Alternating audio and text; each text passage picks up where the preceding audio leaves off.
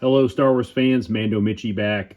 And today we're going to be looking at Disney's offering for the Imperial Probe Droid and what they call the Hyperspace Pod, or basically the vessel when Darth Vader and the Emperor sent all the probe droids out throughout the galaxy looking for the rebel scum, the resistance on different planets. That was the pod that the probe droid traveled in. So as I heard Disney was releasing this, I thought, man, I got to have this, and I had ordered it as soon as it came up on Disney's online store, and I have mixed emotions. I think it's going to be great. I'm happy that we have this. I've never had a pod in my collection, and the probe droid is interesting to me as well too. So I don't do a lot of product review. There's a lot of great YouTube channels that review everything, and they do a great job. They're way better at it than me. And so, yeah, you're never going to see me do a lot of that. But I did want to talk about it for a minute as I get ready to set this up. I'm going to put this in my Hoth display. I've been making this video series as I'm recreating my Hoth Diorama. And I thought this would be kind of cool. And as I'm still deciding how to utilize this, I did have a probe droid in it previously. I had the Power of the Force 2 probe droid, which I was happy with. It was looked very toy-like, and did some investigation into if that was the right scale and so on and so forth. And then when I was considering a change anyway, and then when I saw the pod, I was like, ooh, maybe I could make this work. So yeah, I want to talk a little bit about it, just review it before I actually get it. I'm going to customize the pod and the probe droid just a little bit, probably not too much on the probe, but I want to talk about that before I get started. So scale wise, as I was looking in I was able to pick up the Star Wars visual guides and was doing a kind of a deep dive on the probe droid. And I always thought that the Power of the Force 2 was underscaled. It should have been bigger. And from whatever I saw, I found out kind of the opposite. And let me know in the comments if I'm wrong and you have more information than me. I don't claim to be an expert at all. But what I found was, as I was looking at, they had the metric measurements, and then I converted that to standard, and they thought that the probe droid should be that 5 to 6 feet tall. And in that scene, it's hard to tell as Han and Chewie were on both sides of it, luring it out into basically so they could destroy it. The point is, I'm doing this in relation to scale, but I think, if that information I have is true, this thing is way truer to scale than that Power of the Force 2. I went ahead and put my Power of the Force 2 probe droid up for sale. I've got a little booth in a toy store that I resell some things and advertise it on Marketplace. So I think I'm going to go ahead and get rid of it. I was either going to change it, customize it, or sell it. And I decided to sell it since I have this. But this guy, he's if you look, if you don't have this, the paint apps and the deco are pretty good. There's a lot of detail on this, and we don't get a lot of detail anymore on figures. And we know paint apps are labor cost and materials, and that's a big thing. So he has pretty good detail on there. I think that, compared to a lot of everything else that we've seen, that looks pretty good. I like the acrylic stand. I prefer that actually in my Hoth display, so I'm going to use that. And his articulation is okay. I mean, it's not like Power of the Jedi FX7 where it's like, wow, there's so much going on. It's so cool. I wouldn't say it's that level, but it's pretty decent. Yeah, there's quite a bit going on here. So I think I'm going to do a little bit of maybe weathering, some dry brushing on some of his arms or limbs, whatever you would call these things.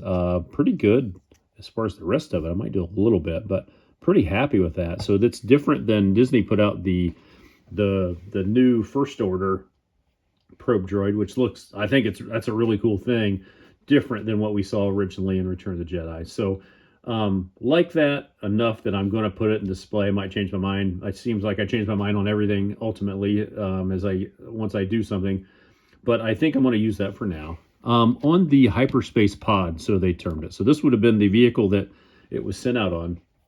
This is is, it has kind of that main thruster engine, the other pieces that probably helped it stay and correct and go an engine, in the certain directions. And so, yeah, the paint deco, the detail as far as the inlaid and the sculpting and that is not bad. The detail is, I mean, that's all one color. Yeah, not great. As you look at the walls, it's very plasticky, very toy like, very underwhelming. I know that, you always have to make decisions. I'm not being critical, saying that Disney's terrible and that. I don't remember what the price point was. This was like $39.99, I think, maybe something around there. And it sold out, went back up, sold out again. So I was glad to get it. And I think, honestly, I can make something out of this and looks really, really, really, really cool with some detailed weathering. Add some detail, some highlights with that, and can probably make this display worthy in my Hoth display. Now, what I'm thinking about is, and I guess I need to open it up the right way. This thing does open. The probe droid can go inside it, and so that you guys are aware. So like if it would have landed on the ice planet of Hoth, and the probe droid would be in that, and he would go out onto the mission that he was called to serve and locate, look for the rebel scum.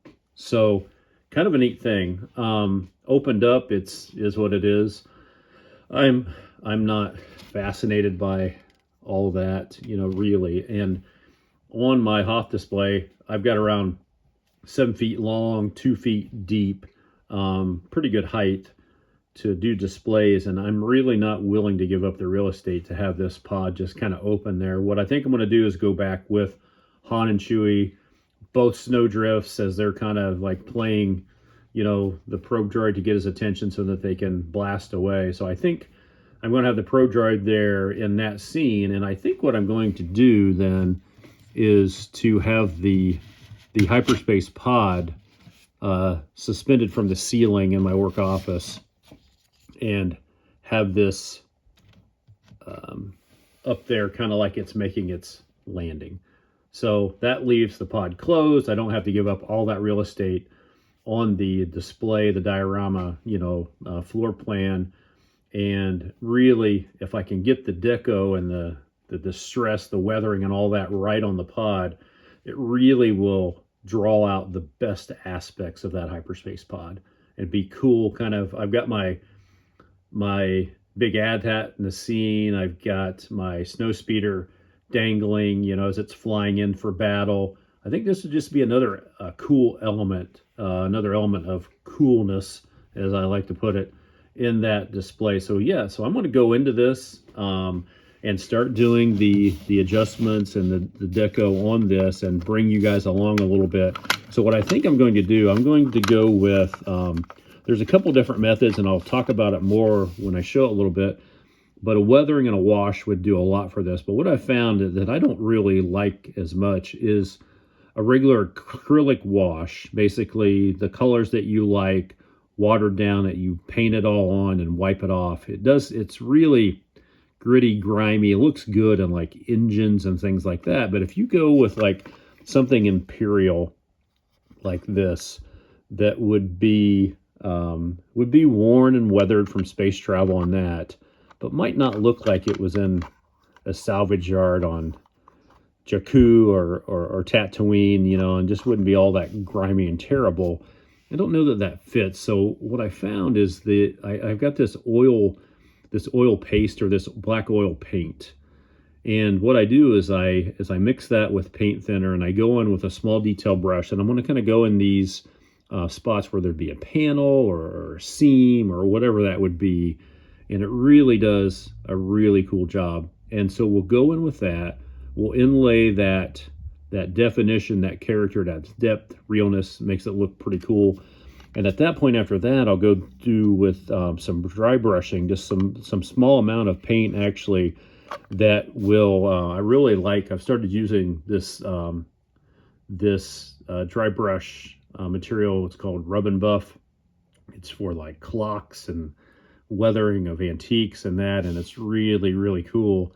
I saw Adam Savage using it on some, and he was detailing some stuff. I'm like, wow, it's kind of expensive. A little bit goes a long way, but that's what I'm going to do. So I'll do a before picture so I can have at the end of this video, and as we get this Hyperspace pod ready for Hoth display. So stand by here, and I will be back to show you some of the process and what the end product ended up looking like. All right, I wanted to show just real quick how I do one of the methods that I do some detailing and try to get just some definition and paneling and some of those things on some of the ships that I've worked on. So you can see on this pod I did a little bit here, and this is the beginning. So basically what you want to do is, if you've got, this should look like louvers, two different panels. Right now it just looks like a plastic mold. So you can see that what I did is went in that with this, and what I used was this. It's an oil paste or an oil paint, and this is lamp black, and you can get this on Amazon, Hobby Lobby, Michaels, and that. And it's an oil base. And then what I did is, and I learned this from that do like a lot of the World War II tanks and the different airplanes and that. And man, they weather every rivet, every track. I mean, these guys are like insane. I mean, in a great way. So as I started doing this, I used to just mix up like a black wash and paint the whole thing and wipe it off, and then the grime would be in the whatever. But that always made the paneling look dirty, dingy, and that. And I think for some of the resistance stuff, that's okay because they had borrowed this, that, or whatever. Well, the Empire had, I mean, their stuff was more pristine. They gouged taxpayers and stole things, and they had like resources were widely available, so they weren't dealing with junk, you know. So it was different. So as I look at like that, it's something as I think about that. So I want definition, realism, but not like just grimy, gritty, like terribleness. So what I do is I'll mix this up, and I'll use I mix it with just regular paint thinner. Some people use odorless paint thinner. But what I do is I'll try it, and I want it to be pretty much almost translucent, like, or transparent, where you can't, like, I'll dab it a little bit there. And then what I do is I go in, and this is a detailed brush. You don't need a lot of paint, but I'll go up and I'll just run that edge. And the thing with the paint thinner and the oil based, you'll notice on like acrylics, those things just kind of glob and they do not move at all. This will flow into those cracks and crevices and really fill in and create the appearance of actual individual panels. Like this thing was stamped in a factory somewhere when it was made for the Empire in an assembly line, and that's what we want. I mean, it's like, that's what I love on that old. I've thought about doing modeling before I got into Star Wars collecting. That was one of my things that was on my list. But so I'll go in with this like this, and then what you can. So what I'm going to do is I'm going to go over and touch all these seams, areas, and that, and then come back and show. Then after that, I'm going to go through with the dry brushing and do the highlights. And we really want this to look like steel paneling, not like plastic. So with some dry brushing and some other techniques, I'm going to hit that, and I think we can really make this thing look good. I did I think I mentioned an ATST cheek guns the other day. I 3D printed them, and man, they look like cast aluminum now, or steel. I mean, I was showing some friends of mine, they're like, is this plastic? I mean, it really turned out so nice. So I'll get this finished, and then we'll go and I'll show you that technique and what else we might do on this moving forward. All right, so pretty happy with the way this turned out. So what I did, previously I went in with the the black oil paint, diluted that with thinner. One thing that I would caution you is on plastics, if you have too high of a concentration of paint thinner, that can be kind of caustic. So be careful. You'll notice it'll start to kind of dissolve or damage that plastic. So be careful with that as you're doing that mixture, wanting to thin that oil paint paste, but not getting it to where you're hurting what you're working on. So went with that, and as we looked at that, those lines were very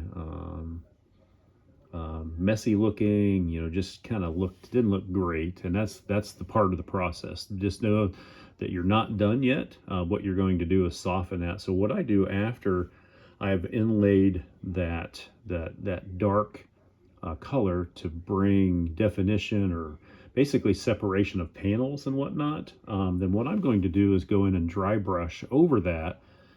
It's going to soften the those black lines in that, and blend that together and make it look more real. So what you can see on here is, you can see just like in this panel right here, this was just, I'm going to show a picture here as a comparison before we're done, but this was just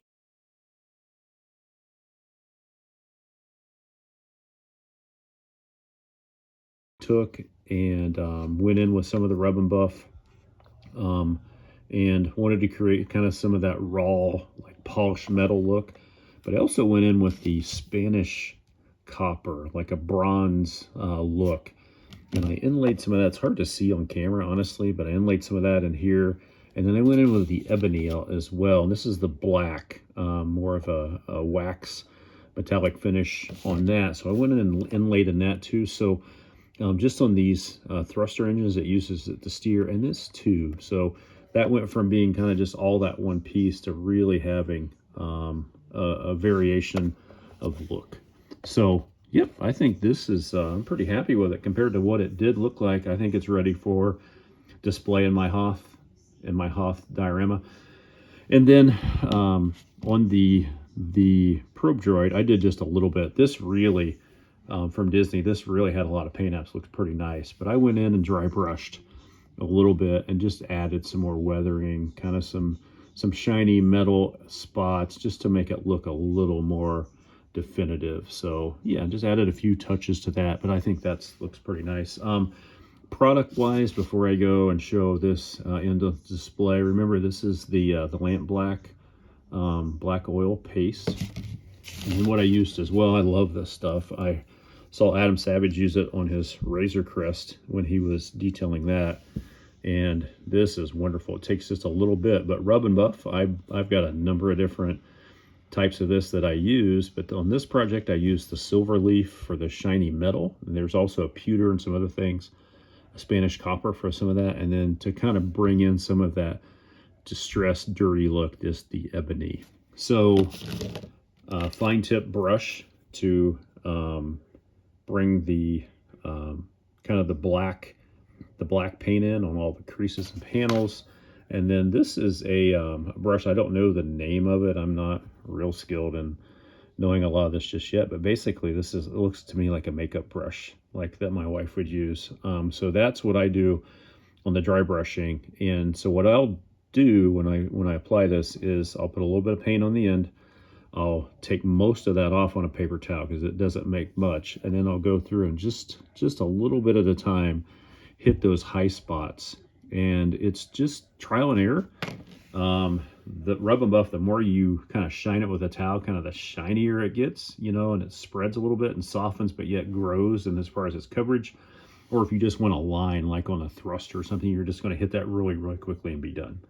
So yeah, that's the process of weathering. I'm going to do a video on my ATST that's going to be in the Hoth battle too, so I'll show you that. So if you want to check that one out as well, and you're liking the way this looks, give you a little more idea on another scale and another piece of what that looks like too. So all right, let's go get this hung up in the Hoth display and see how it looks in the diorama. All right, the Hyperspace pod is mounted to the ceiling, suspended with some line, and I wanted it kind of in a trajectory going down to the ice planet of Hoth.